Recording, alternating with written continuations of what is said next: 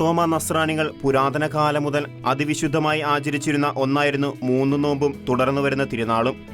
ഇന്ന് കുറവലങ്ങാട് പള്ളി, പുളിങ്കുന്ന് പള്ളി, കഴുത്തുരുത്തി ജ്ഞാനായ പള്ളി എന്നീ 3 പുരാതന ദേവാലയങ്ങളിൽ മാത്രമാണ് മൂന്ന് നോമ്പ് ആചരിച്ചു പോകുന്നത്. എന്നാൽ മൂന്ന് നോമ്പിനെ സംബന്ധിച്ചിടത്തോളം ഈ 3 ദേവാലയങ്ങളിലും ഇന്ന് വ്യത്യസ്തമായ ചരിത്ര ദൈവശാസ്ത്ര പശ്ചാത്തലങ്ങളുണ്ട്. പ്രിയമുള്ളവരെ, പുളിങ്കുന്നിൽ നിന്നും ആശംസകൾ.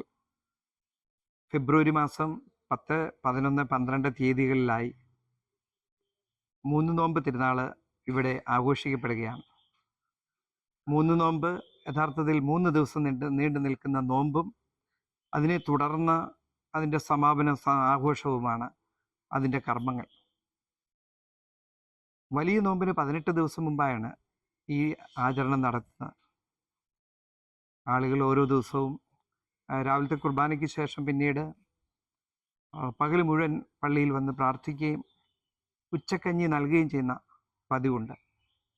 4-ാം ദിനം ആഘോഷപൂർവമായ കുർബാനയും മധുരക്കരി നേർച്ചയുമാണ് ഈ തിരുനാളിൻ്റെ പ്രത്യേകത. യോനായുടെ 3 രാവും പകലും തിമിംഗലത്തിൻ്റെ ഉള്ളിൽ കിടന്ന അദ്ദേഹത്തിൻ്റെ വാസവും മാനസാന്തരവും പിന്നീട് ദൈവിക പ്രചോദനമനുസരിച്ച് നിനിവയിലേക്കുള്ള അദ്ദേഹത്തിൻ്റെ യാത്രയും സന്ദേശവും നിനിവയുടെ മാനസാന്തരവും എല്ലാം ഈ ദിനങ്ങളുടെ ധ്യാന വിഷയമാണ്.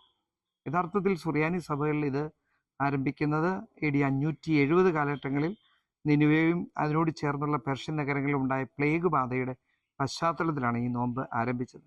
പിന്നീട് മറ്റു സുറിയാനി സഭകളിലേക്കും പള്ളികളിലേക്കും ഈ തിരുനാൾ ആഘോഷം കടന്നു വരികയാണ് ഉണ്ടായത്. പുളിങ്കുന്നിലെ മാർത്തോമ നസ്രാണികളുടെ മൂന്ന് നോമ്പാഘോഷം കുറവലങ്ങാട്, കടുത്തുരുത്തി ദേവാലയങ്ങളിൽ നിന്നും വ്യത്യസ്തമാക്കുന്നത് മധുരക്കറി എന്ന് പുളിങ്കുന്നുകാർ വിളിക്കുന്ന മാർത്തോമ നസ്രാണികളുടെ പെസഹാപ്പാൽ നേർച്ചയായി നൽകുന്നതിലൂടെയാണ്. നമ്മുടെ കർത്താവിൻ്റെ പീഡാസഹനത്തെയും കുരിശുമരണത്തെയും അനുസ്മരിക്കുന്ന 50 നോമ്പിൻ്റെയും അതിൽ തന്നെ ദുഃഖവെള്ളി മുതൽ ഈസ്റ്റർ വരെയുള്ള 3 ദിവസങ്ങളുടെയും മുന്നാസ്വാദനം കൂടിയാണ് മധുരക്കറി എന്ന് വിളിക്കുന്ന പെസഹാപ്പാലിലൂടെ പുളിങ്കുന്ന് ദേവാലയം അനുസ്മരിക്കുന്നത്. മൂന്ന് നോയമ്പ് വളരെ ചരിത്ര പ്രാധാന്യമർഹിക്കുന്ന ഒരനുഷ്ഠാനമാണ് മൂന്ന് നോയമ്പ്. പൗരസ്ത്യ ക്രിസ്ത്യാനികളായ നമ്മളെ സംബന്ധിച്ചിടത്തോളം നോയമ്പിൻ്റെ തോഴർ എന്ന് പാശ്ചാത്യ മിഷണറിമാർ അഭിസംബോധന ചെയ്ത ഒരു പാരമ്പര്യമാണ് നമുക്കുള്ളത്. ആണ്ടുവട്ടത്തിലെ ബഹുഭൂരിപക്ഷം ദിനങ്ങളും നോയമ്പിൻ്റെ ഉപവാസത്തിൻ്റെ ദിനങ്ങളായി കൊണ്ടാടിയിരുന്ന നമ്മുടെ പൂർവികരുടെ ഒരു പ്രധാനപ്പെട്ട ആചരണമായിരുന്നു മൂന്ന് നോയമ്പ്.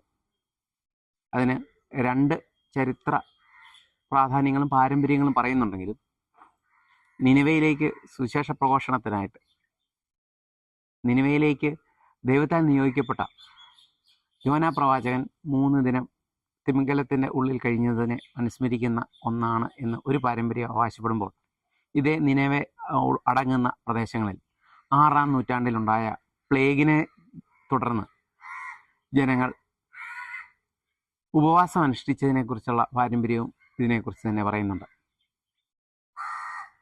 ദേവദൂതൻ സ്വപ്നത്തിൽ പ്രത്യക്ഷപ്പെട്ട് 3 ദിനങ്ങൾ പ്രാർത്ഥനാ ദിനങ്ങളായി ആചരിക്കണമെന്നും തുടർന്ന് വരുന്ന വെള്ളിയാഴ്ച വിശുദ്ധ കുർബാന അർപ്പിക്കുന്ന മധ്യേ നിങ്ങളിൽ നിന്ന് ഈ പ്ലേഗ് എന്ന് പറയുന്ന അസുഖം പൂർണ്ണമായും ഇല്ലാതാകും എന്നുള്ള അറിയിപ്പിനെ തുടർന്ന് അവിടുത്തെ ആളുകൾ ഉപവാസം അനുഷ്ഠിച്ചു എന്നാണ് ചരിത്രം സാക്ഷിക്കുക.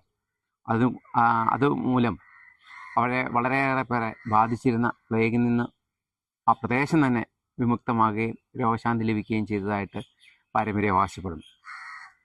എന്നിരുന്നാലും നമ്മുടെ കേരള സഭയിൽ വളരെയധികം പ്രാധാന്യത്തോടെ അനുഷ്ഠിച്ചിരുന്ന ഒന്നായിരുന്നു മൂന്ന് നോയമ്പ്. അതായത് നോയമ്പ് കാലത്തിന് 18 ദിവസങ്ങൾ മുമ്പ് നെനഹക്കാലത്ത് തന്നെ അനുഷ്ഠിച്ചിരുന്ന ഒന്നാണിത്. ഉദയംപേർ സിനഗോദോസ് ഒത്തിരിയേറെ നോയമ്പ് അനുഷ്ഠാനങ്ങൾ ഒക്കെ ഒഴിവാക്കിയെങ്കിലും തുടരാൻ അനുവദിച്ച ഒന്നാണ് മൂന്ന് നോയമ്പ്. ഇടവക ദേവാലയത്തിൽ വിശ്വാസികൾ ഒന്നിച്ചുകൂടി അവർ നേർച്ച ഭക്ഷണം തയ്യാറാക്കി ഭക്ഷിക്കുന്നു എന്നതാണ് അതിന് കാരണമായിട്ട് ചൂണ്ടിക്കാണിക്കുക. എന്നാൽ ഇന്ന് ഇതനുഷ്ഠിക്കുന്ന 3 ദേവാലയങ്ങൾ മാത്രമേ കേരളത്തിലുള്ളൂ. കുറവലങ്ങാട് മർത്തമറിയം പള്ളി, കടുത്തുരുത്തി ജ്ഞാനായ പള്ളി, പിന്നീട് നമ്മൾ നിൽക്കുന്ന പുളിങ്കുന്ന് ഫൊറോന ദേവാലയം. സമ്മമാതാവിൻ്റെ നാമധേയത്തിലുള്ള ഈ ദേവാലയത്തിൽ വളരെ പ്രൗഢഗംഭീരമായി ആചരിച്ചിരുന്ന ഒന്നാണ് മൂന്ന് നോയമ്പ്. തികച്ചും ആത്മീയമായ ഒരു അന്തരീക്ഷത്തിൽ ഭക്തിസാന്ദ്രമായി 3 ദിനങ്ങൾ പ്രാർത്ഥനയിലും ഉപവാസത്തിലും തുടർന്നതിന് ശേഷം 4-ാം ദിവസം മധുരക്കറി നേർച്ച എന്നത് ഇവിടുത്തെ ആഘോഷത്തിൻ്റെ ഒരു പ്രത്യേകതയാണ്. വളരെയധികം സ്വാദിഷ്ടമായിരുന്ന ഒരു ഭക്ഷണമായിട്ടാണ് കഴിഞ്ഞ തലമുറ അതിനെ വിശേഷിപ്പിക്കാറ്. എന്നാലും വരുന്ന നോയമ്പ് കാലത്തിൻ്റെയും ആ പെസഹ കാലത്തിൻ്റെ ഓർമ്മകൾ ശരീരത്തിലും മനസ്സിലും നിറയ്ക്കാൻ സാധിക്കുന്ന ഒന്നാണ് ഈ മധുരക്കറി നേർച്ച. വളരെ കാലങ്ങൾക്ക് ഇടയിൽ അല്ലെങ്കിൽ കാലത്തിൻ്റെ ഒഴുക്കിൽ ഇടയ്ക്ക് വെച്ച് നമ്മുടെ ഇവിടെയും കൈമോശം വന്നുപോയ ഒന്നാണ് ഈ ആചരണം. ബഹുമാനപ്പെട്ട മാത്യു ചൂരോടിയച്ഛൻ വികാരിയച്ഛനായിരുന്ന സമയത്താണ് ഇത് തലമുറകൾക്ക് മുമ്പ് നേർച്ചയായി ഇവിടെ നേർന്നിരുന്ന ഒരു വിശ്വാസി ഇവിടെ മക്കളെയും കൊച്ചുമക്കളുമായി എത്തുകയും ബഹുമാനപ്പെട്ട വികാരിയച്ഛനോട് ആവശ്യപ്പെട്ട് ഇത് പുനരാരംഭിക്കുകയും ചെയ്തു. 3 നോമ്പ് പുളിങ്കുന്ന് പള്ളിയിൽ മധുരക്കറി തിരുനാൾ എന്നായിരുന്നു അറിയപ്പെട്ടിരുന്നത്. നോമ്പ് ദിവസം പള്ളിയിലെ പ്രാർത്ഥനയ്ക്ക് ശേഷം പ്രത്യേകം തയ്യാറാക്കുന്ന മധുരക്കറി എന്നറിയപ്പെടുന്ന ആഹാരം ആളുകൾക്ക് വിളമ്പിയിരുന്നു. കുട്ടനാട്ടിലും പരിസര പ്രദേശങ്ങളിലും ഗർഭകാലവുമായി ബന്ധപ്പെട്ട് സ്ത്രീകൾ നേരുന്ന നേർച്ചകളിൽ പുളിങ്കുന്ന് പള്ളിയിൽ എത്തി മധുരക്കറി ഭക്ഷിക്കാമെന്ന് വാഗ്ദാനം ചെയ്യാറുണ്ടായിരുന്നു. ജാതിമത ഭേദമില്ലാതെ ധാരാളം ആളുകൾ ഇതിൽ പങ്കുചേർന്നിരുന്നു. പല അത്ഭുത സംഭവങ്ങൾക്കും ഈ ആഘോഷം കാരണമായിട്ടുള്ളതായി പാരമ്പര്യങ്ങളിൽ പറയപ്പെടുന്നു. ഒരിക്കൽ വടക്കുംകൂർ രാജാവ് ഒരു മധുരക്കറി തിരുനാൾ ദിവസം പള്ളിക്കടവിൽ കൂടി എഴുന്നള്ളിയപ്പോൾ പള്ളിയിൽ ഒരു ജനാരവം കേട്ടു. പള്ളിയിലുണ്ടായ ആരവത്തിന്റെ കാരണം അന്വേഷിച്ചപ്പോൾ നേർച്ചയ്ക്ക് വിളമ്പാറുള്ള മധുരക്കറി തീർന്നതുകൊണ്ടുണ്ടായ സങ്കടമാണെന്ന് പള്ളി അധികൃതർ അദ്ദേഹത്തെ ധരിപ്പിച്ചു.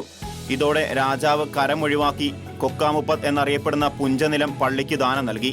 ഈ സ്ഥലമാണ് പള്ളിക്കുന്ന് താലൂക്ക് ആശുപത്രി സ്ഥാപിക്കാൻ വേണ്ടി പള്ളി സർക്കാരിന് വിട്ടുകൊടുത്തത്. മധുരക്കറിക്ക് മുൻപായി ദേവാലയത്തിൽ പ്രത്യേക പ്രാർത്ഥന നടത്തിയിരുന്നു. പുളിങ്കുന്നിലെ പ്രാർത്ഥനകൾ കടുത്തുരുത്തി പള്ളിയിലെയും കൽദായ ഹുദറയിലെയും തന്നെയായിരുന്നു എന്നു രേഖകൾ വെളിവാക്കുന്നു. പുരാതന ക്രൈസ്തവ പാരമ്പര്യങ്ങളെ തനിമയോടെ ഇന്നും നിലനിർത്തുന്ന പുളിങ്കുന്ന് ദേവാലയത്തിന്റെ മധുരക്കറി തിരുനാൾ ഏവരിലും കൗതുകമുണർത്തുന്നു. Shekinah news, Alappuzha.